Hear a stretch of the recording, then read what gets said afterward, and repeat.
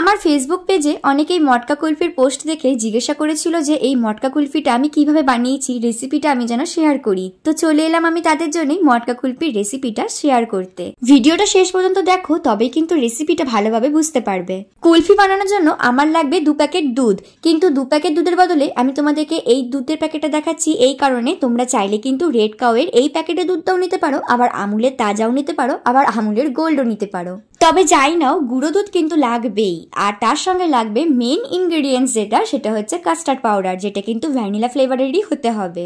আর একটা কথা বলে দিই, এই রেসিপিটা কিন্তু সম্পূর্ণ আমার নিজস্ব রেসিপি, তাই আমি যেরকম ভাবে বলছি সেরকম ভাবেই বানানোর চেষ্টা করো। আমি কিন্তু পুরো রাঁধুনি নয়, তবে আমি যখন এই কুলফিটা প্রথমবার বানিয়ে ঘরে সকলকে খাইছি, সবার কাছ থেকে ভালো রিভিউ পেয়েছি। সেই জন্য তো তোমাদের সঙ্গে এই রেসিপিটা শেয়ার করার একটা কনফিডেন্সও পেয়েছি।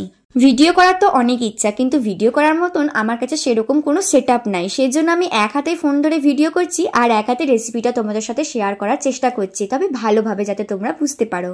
আমুল তাজা যে 2 প্যাকেট দুধ ছিল, সেই তাজা দিয়েই কিন্তু আজকে আমি কুলফিটা বানাচ্ছি। অলরেডি দেখো অফ ক্যামেরায় আমি বাটিতে দুধটাকে জাল দিতে বসিয়ে দিয়েছি। লিকুইড দুধটা হালকা গরম হতেই আমি দুটো বাটিতে আলাদা করে রেখে দিয়েছি, একটাতে কাস্টার্ড পাউডার গোলার জন্য আর একটাতে গুঁড়ো দুধটাকে গোলার জন্য।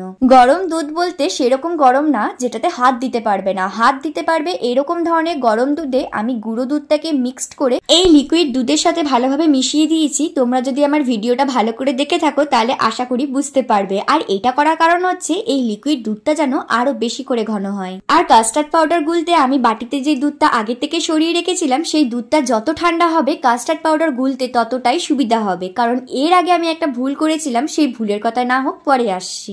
দুধটা জাল দেওয়ার সময় বাটির চারধারে যে সরগুলো লেগে যাচ্ছে, সেই সরগুলোকে জাল দিতে দিতে বারবার হাতার মাধ্যমে টেনে টেনে দুধের মধ্যে ফেলতে হবে, তবে কিন্তু দুধটা আরো ঘন হবে। আইসক্রিম বানানোর জন্য দুধ যত ঘন হবে তত আইসক্রিমটা টেস্টি হবে, এটা কিন্তু মাথায় রাখতে হবে। তোমরা হয়তো আগে খেয়াল করেছো বাটিতে কিন্তু বেশ অনেকটাই দুধ ছিল, দেখো ঘন করতে করতে দুধটা কিন্তু অনেকটাই কমে এসেছে। এরপরেই আমি চিনি দিয়ে দেবো আর গ্যাসটাকে বন্ধ করে দেবো যাতে দুধটা ঠান্ডা হয়ে যায়। তো ঠান্ডা করতে কিন্তু আমি ফ্রিজে ঢুকাবো না, সাধারণ রুম টেম্পারেচারেই রাখবো, তাতেই ঠান্ডা হয়ে যাবে। এবার কাস্টার্ড পাউডারটাকে গোলার পালা। এরকম বড় চামচে 4 চামচ কাস্টার্ড পাউডার নিয়ে আমি ভালো মতন করে গুলে নেব। আর গুলতে গুলতেই তোমাদের সঙ্গে শেয়ার করব যে আমি কি ভুল করার কথা বলছিলাম তোমাদের। প্রথমবার যখন আমি মটকা কুলফি বানিয়েছি সেটা তোমাদের সঙ্গে শেয়ারও করেছি, তো তখন কিন্তু আমি এই কাস্টার্ড পাউডার প্রথমবার ইউজ করেছিলাম। তার আগে আমি কাস্টার্ড পাউডার কখনোই ইউজ করিনি। যে কোনো নতুন কাজ করার আগে আমি এতটাই এক্সাইটমেন্ট হয়ে যাই যে করার সময় কিছু না কিছু ভুলভ্রান্তি করি। তো সেই রকমই ভুলভ্রান্তি হয়ে গেছিল। কাস্টার্ড পাউডারের প্যাকেটেই লেখা ছিল যে কিভাবে ইউজ করব, তা না পড়েই আমি গরম দুধের সাথে কাস্টার্ড পাউডারটাকে গুলিয়ে দিয়েছিলাম। আর সেই জন্যই কাস্টার্ড পাউডারটা একদম দলা পেকে গেছিল, আর সেটাকে ঠিক করার জন্য এক্সট্রা আরো দুধ লেগেছিল। সেই জন্যই তোমাদেরকে আগে থেকেই বলে দিচ্ছি ঠান্ডা দুধেই কাস্টার্ড পাউডারটা ইউজ করবে।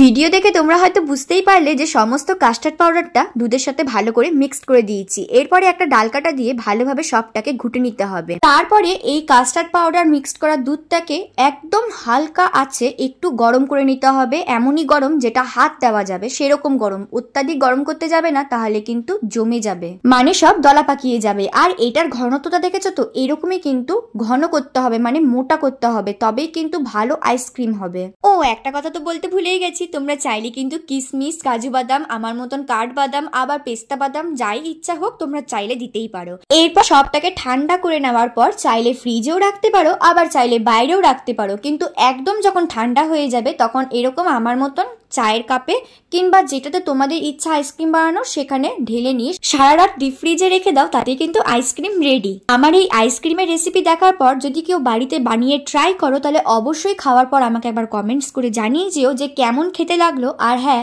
আবারও একটা কথা বলে দিই, চিনি কিন্তু অবশ্যই নিজের আন্দাজে মতন করে দেবে। ভিডিওতে কোনো ভুল ত্রুটি হলে প্লিজ আমাকে ক্ষমা করে দিও। দেখা হবে নেক্সট ভিডিওতে। এখনকার জন্য টাটা।